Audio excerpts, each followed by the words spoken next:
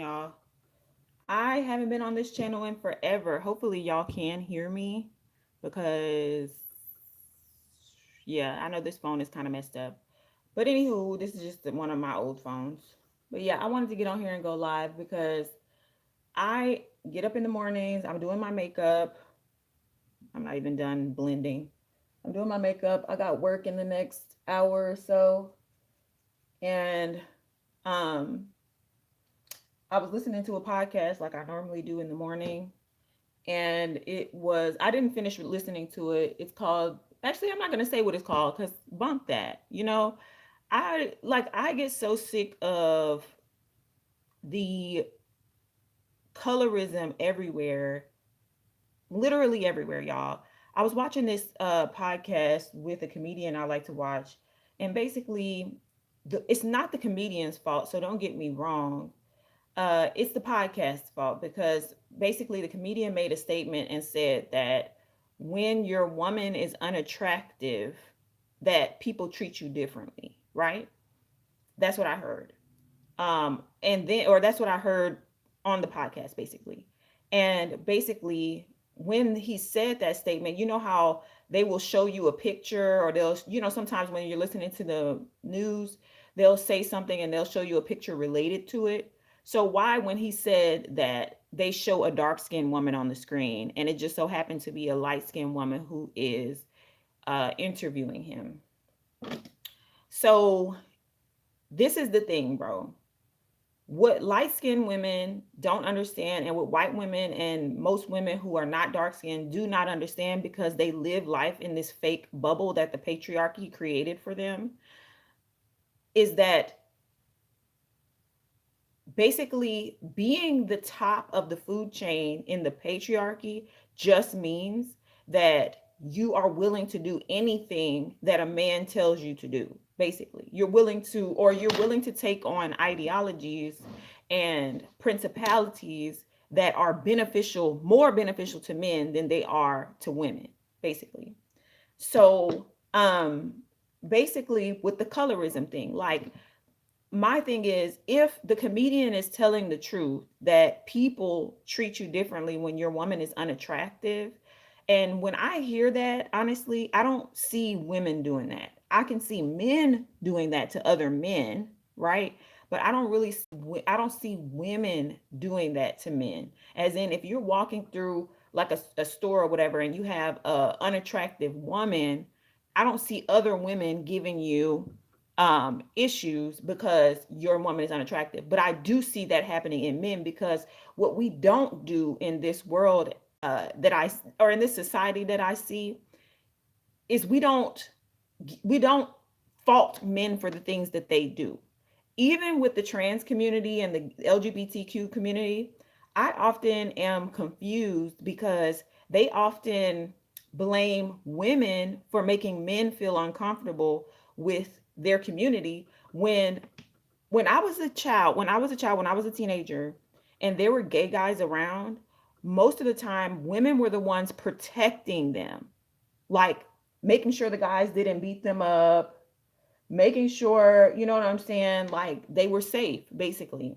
And now that we're grown adults, they have decided that now we're their competition, which, okay, but even as trans women, they take on the narrative that women are the reason why men are uncomfortable with them. Some men, anyway. And for me, it's like, now let me just say this: both parties, women and trans women, have basically done things to each other individually. Okay. So I understand that there is a gray area where people are not necessarily on the up and up when it comes to treating each other with respect and kindness, etc. Well, respect. Kindness is not a given. Respect is a given, but kindness, I think people get that mixed up. Just because someone is respectful doesn't mean they have to be kind. Respectful just means, you know what I'm saying? I'm not going to basically call you out of your name or do any of these weird things, which I know that trans people experience, which is why what I'm saying. But being kind, as in like, oh, when I'm standing in line, I'm gonna let you in front of me just because you have one item and I have 10. That's not required. Okay. So it's like one of the things where, you know what I'm saying? We have to kind of separate and understand that we can have respect for people, but we don't have to necessarily bow down, because they're the other culture that's coming from this particular tangent, because I'm kind of on a tangent about this, but it kind of ties in, because at the end of the day, I still feel like we're dealing with the masculine mind. At least it started off as the masculine mind and it's now going into the feminine. There's still some of those thoughts and whatnot, same, or I'm not gonna say same thoughts, but same perceptions, because they started off as guys in the world versus girls. So, and this coming from someone who basically, I respect trans people, but I'm just trying to show that basically when it comes to how we treat one another, man to woman, when we're dealing with the dating world, the colorism part is patriarchal, because basically it ranks the women. So taking the whole trans women out, because here's the thing that trans women don't understand is that as a woman, the reason why we have a lot of issues with them is because as a woman, we have to deal with the structure that's already set. And then you all, and I'm going to say this candidly, you all sometimes come and try to add a section to the already divided up section, because of course the men have ranked us, not only just in general just to identify us, but to rank us by color, to say that color has something to do with attractiveness. And it doesn't even make sense what the comedian is saying, what he was saying versus what the people took from it were two totally different things. Because the comedian that I'm talking about, he does not have discrimination from what I've seen against dark skinned women. I feel like he likes dark skinned women just like he like any other color of woman. But the way society wants to do that, they want to make sure that if we're going to say unattractive women, that we associate it with dark skinned women, because they have to keep this structure in place. Because if the structure is not in place, basically, they can't hype these women up to think that, oh, they're just special. Because thinking you've won is the easiest way to get taken advantage of, right? So I've seen it, y'all. Light skinned girls who date men who were previously or still dating a dark skinned woman, and then that light skinned woman, when the dark skinned woman confronts not necessarily her but the man, it becomes this whole thing of, oh, he doesn't want you, he's not attracted to you, etc. When, because most of the time they're banking on the fact that, oh, this man is more attracted to light skinned women, and that's the reason why he's cheating on you with me. And it's like, ma'am, no, he's telling you that so that you will open your legs more easily and let him cheat on the other woman with you. And that in your stupid ass mind, you really think that it's because he's more attracted to you and he's not doing anything for you, or he's not even doing anything to prove that he is more attracted to you or that he cares more about you. The only thing he's doing is sticking his stuff in and around you, and you're taking that as some type of trophy, some type of prize. This whole thing is all a part of how they weaken women in general. If all women would have standards and, actually stick to their standards and stop being basically weak for these men that don't mean them any good, then there wouldn't be any ranking, because the women would be making the choices for the most part. You feel what I'm saying? Basically what I'm saying is that colorism benefits men more than it benefits any of the women involved. Okay? It's just a way for them to play us against each other. And that's just it, y'all. It kind of sucks. My thing is, when I'm looking at it, it kind of sucks because I feel like I feel like these women don't even realize that they're getting played. Even I've spoke about this in other videos. Even white women who think they're at the top of the food chain, no ma'am, girl. A lot of men, and you gotta listen to these men. Go listen to podcasts where men are talking. Go listen to how they talk. There is a going rumor and a going consensus that over here you get what you want, anything you want. It doesn't matter what you request, you get everything you want. And then over on the other side, you're gonna get anything you want, da da da da. Because they like to paint black women sometimes like, oh, we're just not, you know what I'm saying, open to certain things. But what does that mean for the white woman? What does that mean for the white woman? That means that when a man comes to you and decides to date you, that he has expectations. Meaning that even if you're not the type of woman that is willing to do any and everything, because he expects it from you, that could be a grounds for termination. That's a lot of pressure. So you mean to tell me that white women, just to be the top of the food chain, that you will exploit yourself sexually just because the rumor has it that men are supposed to get whatever they want for you from you, including money and financial help? You mean to tell me that that's what you're going to do? You think that's having the top of the food chain? That's not the top of the food chain. That is false. Y'all ever see that movie It Takes Two, when like when Mary Kate and Ashley, they get they not abducted. It might as well have been abducted though.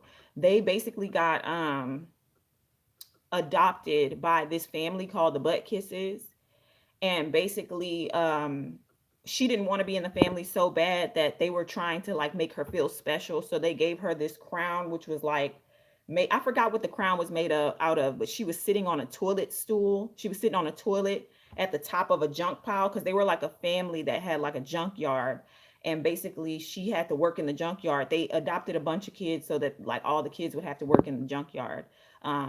This is an old movie from like the 90s. And when she was in, they were mocking her because she didn't want to be there because, and in their minds it was because she's such a princess, she didn't want to be in this family because she's a princess. And so in order to mock her, they took her to the junkyard and they made her the queen, and they made her sit on the toilet as the queen, and she had like toilet plunger as a scepter, and she had this weird crown, and she was sitting on basically a toilet. That's exactly what being the top of the food chain in the patriarchy really looks like, metaphorically, y'all, because it's not beneficial. That's the thing. If women chose their own top rankings and whatnot, we would probably do things a whole lot different. That's all I'm saying. We wouldn't be, oh, okay, you being ranked as the top of the food chain just because you're more sexual or considered to be more sexual, or in general, what if you don't meet the fucking standards? There's a lady on YouTube, right? Her name is the Knitting Cult Lady, and she talks about the motif of the skinny white woman and how damaging that is to white women in general, to be trying to live up to that, the skinny white woman. And it's not just about being skinny, y'all. That's the other part about it. It, like, she calls it the skinny white woman, but as you listen to her, you realize that this whole skinny white woman motif comes with way more than just being skinny. Okay, there's also this whole like pressure with motherhood. Like, y'all think it's one thing for us when we're driving along the road, right? And we drive through a neighborhood and there might be some white kids playing in the middle of the street, and we greatly reduce our speed because there is way more penalty for basically hurting a white kid. But also in general, we don't want to hurt kids, but I'm just putting into perspective just to make a point. Basically, you slow all the way down, make sure you're extra cautious around these white children, etc., etc. What do you think as white women that they experience as mothers of these children? You got to think society isn't protecting them because they're most beautiful, quote unquote. Society is protecting them because they're actually a minority, and they need the numbers in order to create what they want to call a majority and call us brown people, which there are more brown people in the world than any other color. When you go to Mexico, when you go to India, when you go to Asia, you are going to find brown people. Okay, not necessarily the more whitewashed versions of Asia, but when you hit up Taiwan and you hit up freaking all of those kind of like Asian countries that are off the coast or whatever, I'm trying to think of them off the top of my head. I can't. like Malaysia, you know what I'm saying, or these little these Asian countries. And then even in Asia itself, you will see um cultures of dark-skinned Asian people. There are dark-skinned people every freaking where. We are really the minority. But for white people to create this imagery that they are the majority, they need the numbers. So they can't be having people accidentally killing their kids. They can't have, and I'm not saying that this is something nobody wants to do this. But what I'm saying is that's why there's such a fight to be like, okay, we can't, um, you know what I'm saying? When white women call the police, or when white women are killed, or whatever, or when these types of things, that's why. It's because they're looking at them like, if you basically, if she's gone, we can't have more kids. We can't create more children that are this color if we don't have this white, because there's no other place that white people come from but betwixt a white woman's legs. You can't find white women, no, white people nowhere else. Okay, every brown person, Asian person, etc. They not gonna be. I don't care if they have sex with a white person. They're not creating a white child. You feel what I'm saying? The genes are so recessive that, and they know this. We know this. The world knows that white genes are the most recessive traits. They can't be that in general. If we do the mathematics on that, they cannot be majority simply because of that. That's just, I don't even know why we accept the idea that they are majority. I don't get it. But I'm not going to lie though. They do a great job protecting their women and children. Okay. So even though their women get exploited sexually, they definitely create a great story box around it so that the women that are involved in it, they can at least try to enjoy it somewhat, even though it's exploitation at the very end of the day. Even being at the quote unquote top of the food chain, it's exploitation because there's expectations. Okay. Hello. So, and the only reason, like, so when it comes to me, and I think about even the fact that I'm even talking about this on my live stream, and hello to the people who are watching, thank y'all for the likes. Even when it comes to me, even for me to be able to see it so clearly, I think that is done purposefully. Because we all, as little girls, we all grow up watching our princesses, wanting to be the princess, all these types of things. The only women that get to keep going on that trajectory are the white women.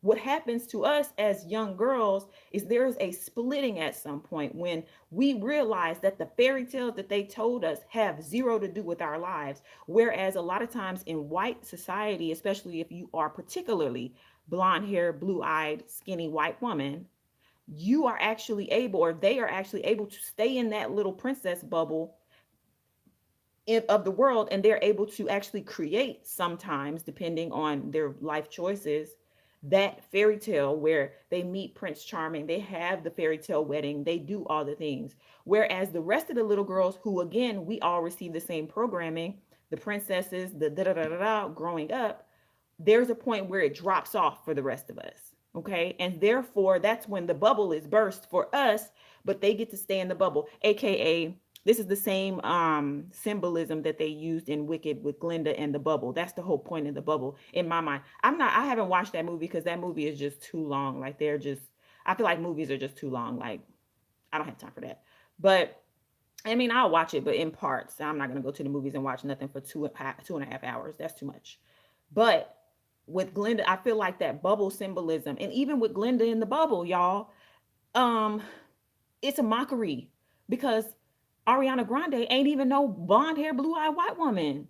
So it's like, but they use the symbolism because they're trying to show you, with tell you without telling you, because oh yeah, the other part of the patriarchy is that once our bubble is burst from that main programming of you're going to be the princess, you should want the fairy tale wedding, you need to look, basically the man is what's going to bring you into this, like the key to this whole fairy tale is getting the man, right? Once our bubble is burst, that energy that they basically push upon us, and when I'm talking about energy, I'm talking about when your bubble is burst, of course you feel something, like you get this feeling, like you understand, like there's a reason why women who are darker skin or whatever, like or even just women in general who maybe just have ailments or different things that reduce their attractiveness to men, this is why they go through certain things emotionally. They don't let you just go through that emotion basically with nothing. They don't let that emotion go to waste. They make sure they take that and they carry that and use that for their own gain as well in the patriarchy. So by reducing people's self-esteem, right, these women who are considered the lower level, they reduce their self-esteem and say, basically, men will make it seem like you shouldn't even have any standards because your self-esteem should be so low, that while the men are out here trying to figure out, oh, let me find the top of the food chain in the patriarchy, so that when they're walking around the world, people don't treat them differently because they have an unattractive woman. When they're trying to find a woman that fits that bill, they need other places to stick it while they're trying to figure it out. So they take that emotion, that energy that they get from bursting our bubble when we were young, with the whole basically symbolism of the princesses or whatever. They take that energy and they make sure that they use that and manipulate that, so that when these men haven't found their perfect fairy tale themselves, because mind you, this whole thing is a fairy tale for them too, that they're just getting us to agree upon, right? When you are not considered the top of the food chain, they figure they could just treat you any kind of way. And this is where you get your Barbara the Builders. This is where you get your pick Mishas. This is where that whole thing comes from. Because basically, you have been, your bubble has been bursted. Now you are feeling like, okay, am I attractive? You're questioning yourself. And then when a man comes around, and a lot of times these fathers of these women, they don't even do anything to heighten their self-esteem. Not all. Hopefully there is some fathers out there that will help their daughters have higher self-esteem. But basically, they leave them open as prey to these men who feel like, oh, I haven't found my perfect light skin or blonde hair, blue eyed lady to run off into the sunset with, but I really got this urge I need to get rid of. And I'm going to go find me a pick Misha who has low self esteem, who's open to it. And I'm going to future fish her. Or what is it called now? They call it future faking. I'm going to future fake her so that I can sleep with her, reduce her self-esteem even more, so that she can then go and be basically a toilet for the next guy, basically. And this is not, you see how this isn't beneficial. And then by the time he gets to that lady who is the perfect look, her personality might not be the perfect look, or the perfect thing. Or if she is a great woman, because I don't ever want to just hate on a woman just because she's pretty, she might be pretty and have a great personality, because he may put her through so many things because he's so experienced, or he's so overstimulated sexually, blah blah blah, to a point where, like, either she feels inadequate, or in general he's still out here playing the field because simply he can. And it's not a fairy tale for the woman, because he's been out here doing all of these things, and now he's got this idea of you in his head, especially if you're the blonde hair, blue eyed, skinny white lady. And he's going to make sure that you're going to do all of that stuff, because this whole time he's been searching for you. So you have to come with the personality, or I ain't gonna say the personality, but you have to come with the sexuality as well. You have to come with the expectations that he has for you. Oh, and by the way, he's still gonna want you to be chill, what men like to call chill. Okay, I'm about to get off of here in a second because I got to go to work. But I think my next video is going to be on the chill girlfriend, because I had an experience where a man was describing a lady as chill, and I want to tell y'all exactly what that means for real. Okay? But anyways, I'm going to wrap this up, y'all, cuz I got to go. But I just wanted to get on here and say colorism is patriarchy, and it only benefits the men, and the women need to stop playing into this. Real talk. Find out if a man really actually is into you, or if he's obsessed with your skin tone. Because I promise you, it's not beneficial to have a man that is fetishizing your skin tone. It's just not. He's not going, there's nothing in it for you, especially if you're looking for something emotionally. Now, if you're on the Shira stuff and you're looking for some money, get your money. Get your money. I'm not even mad at you. Use what you got. Get your money. But don't get delusional and think that these men love you or whatever if they're fetishizing your skin tone. Okay? All right, bye. I'll talk to y'all later. For real, I gotta go. I'll talk to y'all later. Thank y'all for watching. If I can go.